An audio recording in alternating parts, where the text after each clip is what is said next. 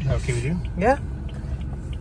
Well, back when I was your age, we didn't have email, of course.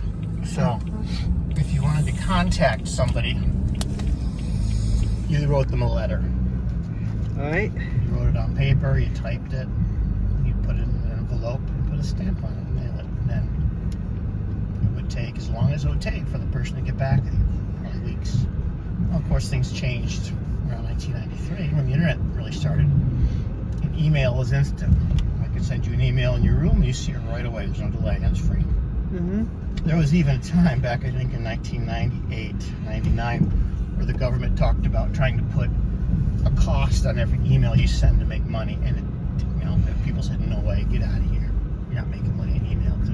We'd go poor if we, it was like hundreds of emails a day." So your email is going to be handy for a few things. Communicating with your family, all right, and sending files to people. Well, with text messages and instant messenger and things like that, emails aren't as important when talking to people like your friends and family, because you can talk to them right away. There are entire places in the world that don't use email. They just use their phones, and they use, one of the apps. But an email is going to come in handy when you're talking to somebody professionally, like a doctor's office, or if you're looking for a job or you want to communicate with somebody. Emails are different from text messages, because text messages are informal. Do you know the difference between formal and informal? No. Yeah. Formal is if you write to someone in an email, it's talking formally. Dear Dr. Smith, I'm writing to you today with regard to my medical test. And then you end it by sincerely, or thank you, William Bruxton. That's formal.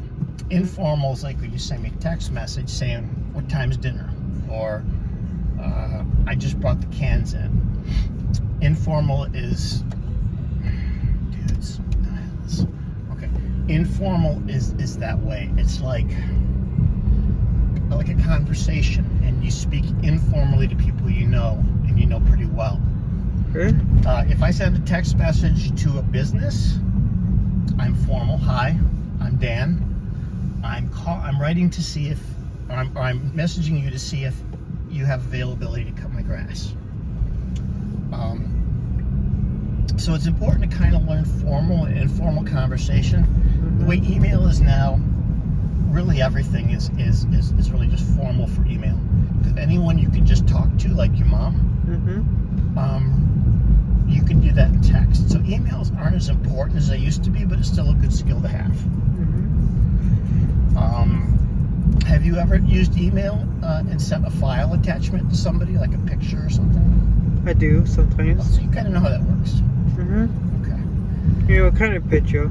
Just, if you send a file is a picture. A file can be a Word document. A file can be a PDF. It's just attaching something and sending it. Yeah. Okay, so you kind of got a leg up on that. Okay.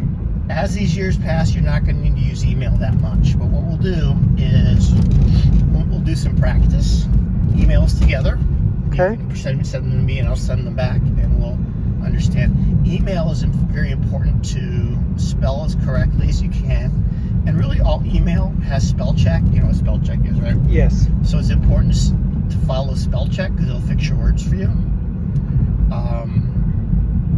But when you text people, it's not as important. I like to try to spell things right. I know you do too. Informal communication is if I send you a note and you're like, IKR. I know, right? Yeah. That's informal. You wouldn't put IKR in an email to someone like that. So you're not going to use email so much, but it's important to know it, because you're probably going to communicate with things like that. Now, what has taken the place of email, you go to websites now, you have a contact us form. And you could just type your message right into the form on the website and send it. That's how I do with Food Card and everything else. It's important to always think about who you're writing to. I'll probably jump now. If it's a business, if it's a doctor, you want to use your best words. Okay. All right. All right. Budget. Now, budget is actually, it's not something we can cover in one. We'll talk about it. Let's get started on it. But it's gonna take